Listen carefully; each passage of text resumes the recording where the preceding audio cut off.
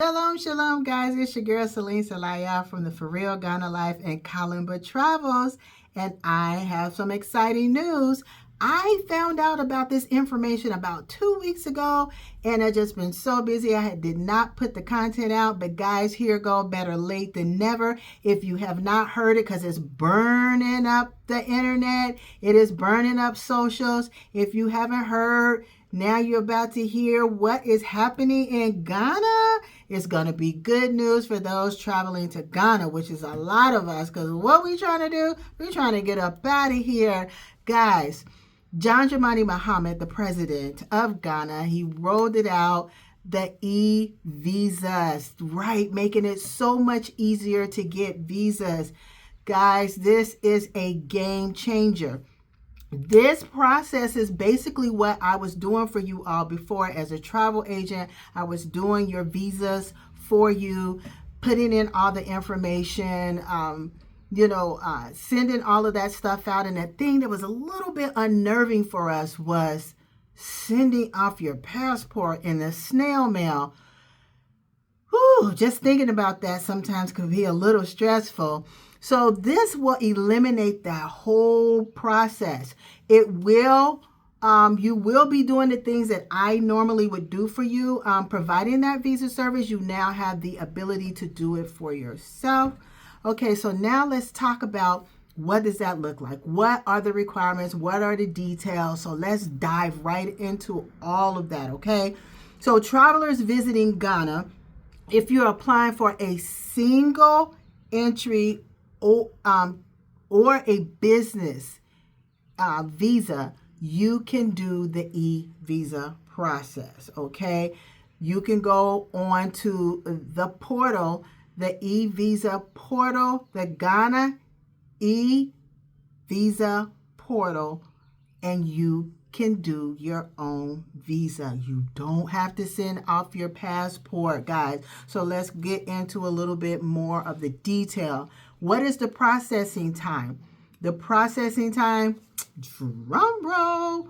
The processing time, guys, is 96 hours. 96 hours, no more waiting for 2 and 3 weeks for the turnaround. So 96 hours is the processing time, and that is a game changer, especially when you really need to get your visa right away. I know in the past, or the past couple of tours that we did, we always had that one person that got in on the tour at the last minute, and that became a stressful situation.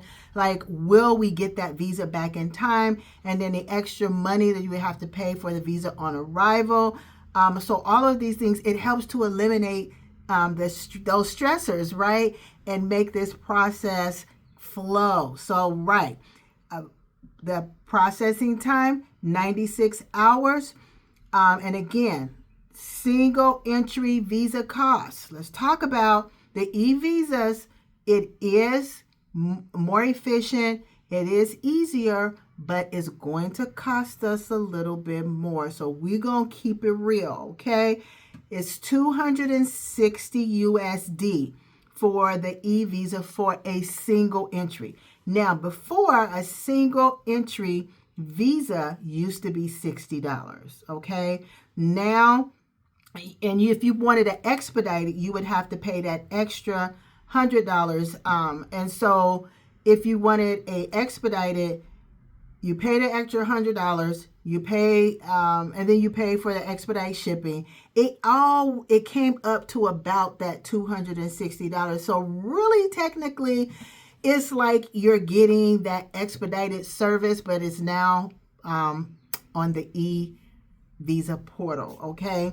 So it is the cost. So let's go back again. Processing time, 96 hours. Cost, $260 US. We're talking about a single entry visa. Single entry visa still is only good for that 90 days from the date that it was issued, okay? So you would have 3 months to use a single entry visa, and it's only for that one time if you want to go into Ghana, okay? So, but that's still a game changer, guys. This is some really, really good news. So citizens of African countries, right? They're eligible for travel authorization, the ETA. They're exempt from these visa fees. Okay. So let's talk a little bit more detail about the eligibility and the requirements before applying. You need to confirm whether you even need a visa, right? Because if you're a citizen of the ECOWAS, which you guys already know, if you're a citizen of the ECOWAS member states, you can enter into Ghana visa free, okay, up to 90 days. So that means all the other African countries that are a part of the ECOWAS state, okay.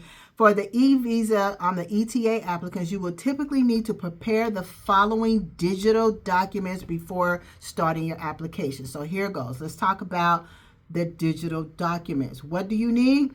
Again, same thing. You need you need your passport, a copy of your passport. You will have to scan. You need a clear scan of your biometric page, okay, of your passport. That means your data page, that page that has that barcode on it. You will need to make a very clear copy of that, because that's what you're going to need to scan into the system, into the portal, the e-visa portal. You're still going to need to get a passport photo, a passport picture. Same thing. You'll have to scan that in. And remember, guys, these are the things that I was doing for you guys when I do the e-visa services. I'm sitting down putting all of this stuff in. So yeah, it's just refreshing that you can do it yourself. So let's get back on track here. So we scan in your biometric page. You will scan in a passport size picture, authorized passport size picture. And again, remember, when you go to do your passport picture, guys, if you go to your local pharmacy, they will already have it. They want it on a light background, right? So that means like that white backdrop. If you're doing it at your local post office, they already have that white drop down. So just a FYI, you cannot do, and everybody should know this by now, you can't take a picture from your phone and use that as a passport picture. You need to be an authorized passport size picture, okay? You'll need to scan that into the e-portal. You'll need to scan in your itinerary, your travel itinerary, like a flight booking or something like that. Your travel booking, if you're going through like a travel company, like when you travel with Columba Travels or any other tour group, there we issue you out your itinerary, your travel itinerary, and so you would have to scan that in. So they need to see your itinerary. You'll need a proof of accommodations, like your hotel reservation or an Airbnb rental agreement, or if you're doing a short-term rental, you'll just need that rental agreement. Now, here is another caveat to this, guys, okay? So the next thing you need is your yellow fever certificate, okay? Now, here is where we really need to stop and process this, because guys, you know, when I do my tour group, I tell everybody that we're going to get the yellow fever shots in Ghana at Kotoka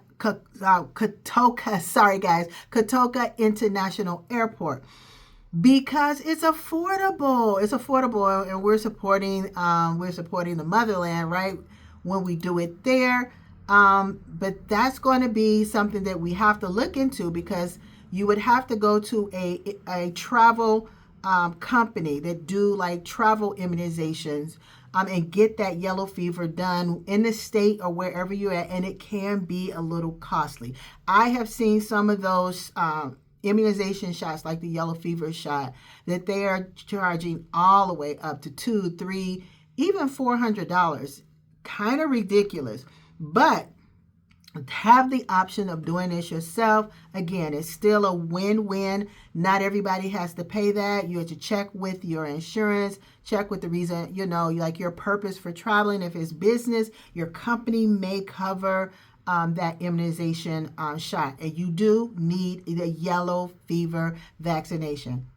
Not a whole bunch of vaccinations. Just one. I've said it so many times on my content, so many times. One yellow fever shot. Okay, so you will need to have that certificate, and you'll need to scan that into the e-portal as well. Okay, so now let's talk about some additional requirements that you're going to need. Bank statement showing sufficient funds for business visa. This is for business visas only, okay? If you're trying to get a business visa, they may require you to make a copy and scan in a copy of your bank statements, or a letter of introduction or a business invitation from your company or from your host. Typically, with our tour groups, we were doing the invitations. We would do the invitation letters for our group, and we still will do the invitation letters for our group. So, but these are just like some really nice things that we can now do on our own. So remember that you have to apply on the website. You have to go to evisa.immigration.gov.gh. That's evisa.immigration.gov.gh. That GH stands for Ghana, guys. You know that, right? So that to know that you're on the right website, that little icon, it's green and like yellow or gold, and that is the proper website. Make sure it is the official website before you go in and start putting in all of your information, okay? So what else do we need? So approval to track your application online. Once approved, right, you will receive like an official e-visa via email. So they're going to send you an email and say your application was approved, and they're going to send you your email that's going to say it's processing. So they let you know where that process is. This is the same process that they've always been doing. The new thing and the nice thing about it is now you can do it yourself, and the turnaround time is only 96 hours, which is great, right? So let's what else? So you can travel, you need to print. When you travel, you need to print your e-visa confirmation number, and you need to save it digitally, all right, to present alongside with your passport and your yellow fever card at the Ghana port of entry. So let me say that again. Once you get your e-visa confirmation, you need to save it digitally on your device, on your phone. I would recommend you print it as well, because you never know what happens with devices or with connectivity. So you need to have it on your device. And old school, y'all, I'm old school. Print it as well and have it in your carry-on, in your personal bag or whatever. But you want to have it saved on your digital device, and you're going to present that when it's time to show all of your documents, your travel documents. You're going to present your passport, and then you're going to present your yellow fever card, and then you're going to present your e-confirmation, your visa e-confirmation. So guys, hopefully that helped you guys a little bit. So you should always make sure that you submit your applications well in advance of your planned trip. Ideally, they say about 3 weeks prior to departure. So taking all of this into consideration, this is some great news, because Ghana has stepped their game up. I'm so happy. You guys know how much I love Ghana. And so I get really excited when I hear Ghana is just like, because I cringe when people say, oh, Ghana's a third world country.